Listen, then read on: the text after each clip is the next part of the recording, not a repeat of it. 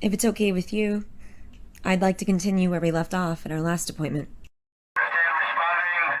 Car 15 responding. Honestly, those first few days after June 10th were a blur.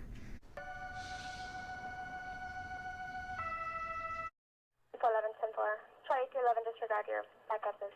The first time I remember waking up and not feeling like a boulder was sitting on my chest was later on that summer.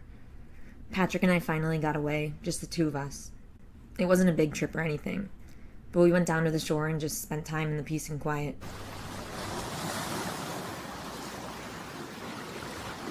Besides just having the peace and quiet, was there anything else you did that you enjoyed? Well, we ate lots of saltwater taffy, got married. Well, we decided to make it way less of a big deal by eloping. We were originally planning on the whole big to-do wedding. Join our bride and groom on the dance floor. But after everything that happened, I was in no way up for that. But you are your mommy's bright, shining star. I think the vulnerability that I felt at the time pushed me to a place in my head where I really felt like I needed that security and stability, and Patrick was there for me.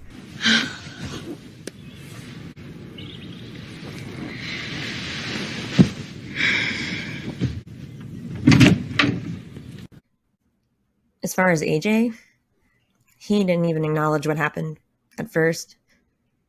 So when I was just laying there, barely able to move, he kept bothering me about hybrid cars and the environment. It was like his mind had a complete disconnect. Why are you breaking my balls about hybrid cars? I don't give a shit. I've been up all night. Any thoughts on when you... This discussion is over. It's just... all of a sudden, it's very important to me. Tony? Daddy? Remind me, does your mother work? Or did she work? A couple of years before the fire, she decided to build a house nearby with my grandpa. What did I say? Is it beautiful? Well, the surveyor's coming on Tuesday. And then sold it to a cousin of hers. I had a lot of support. It's a mansion. She made a nice chunk of change and decided she was going to continue investing in spec properties. Oh, listen, we're not eating at home tonight. I thought we'd go to Holsten's. You said we'd have man of God. Well, I got meetings with carpenters. I don't think she'd even know what to do with herself if she just sat down and exhaled for a few minutes. I'm no doctor, but I do read quite a lot about psychology, so I know our brains are capable of some pretty clever maneuvering to stop the dam of emotional pain from breaking and keep the pain temporarily at bay. But what happens when the dam does eventually break? Where do we go from there? Guy was an interior decorator. This house looked like shit. Accidentally hired the wrong contractor? Like, say, a former member of the Russian Ministry of the Interior Special Forces? That's fucked up.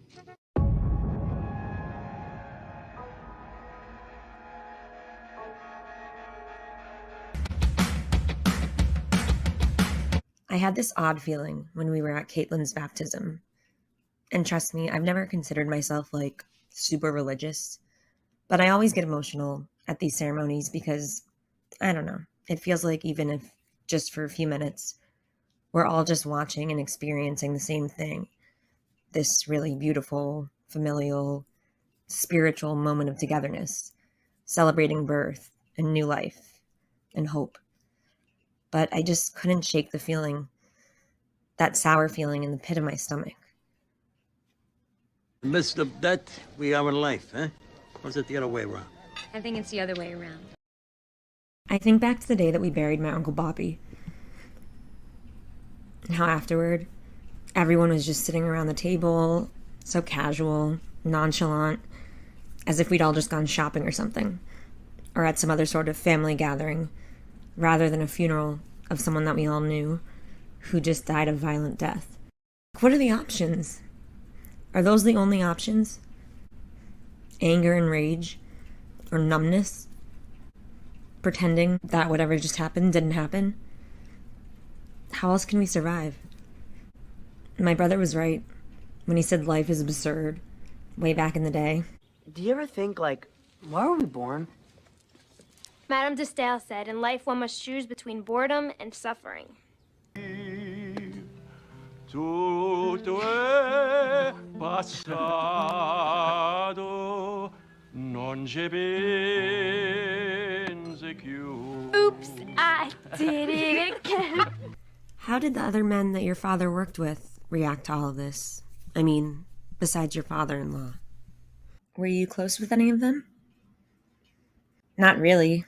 Have you ever spoken to them about anything that happened? Hi, do you think we can talk about that time that my father and like half the people you knew were killed? Well, by that point, let me think for a minute. Well, Uncle Sil was dead. My cousin Christopher was dead. Uncle Bobby was dead. Uncle Polly was alive. Other than that, there was Benny, little Polly, Walden, Dante, and my future father-in-law, Patsy. And Carlo, of course. It's just difficult when talking isn't really part of the standard protocol in that world. You owe me. Nothing gets by you. It's kind of an awkward question. Well, actually, this is a very awkward question. Can we talk about that time a while back when shit hit the fan for everyone? Yeah. Let's meet. But Meadow, just ahead of time, there are some things you should know, and it's not pretty.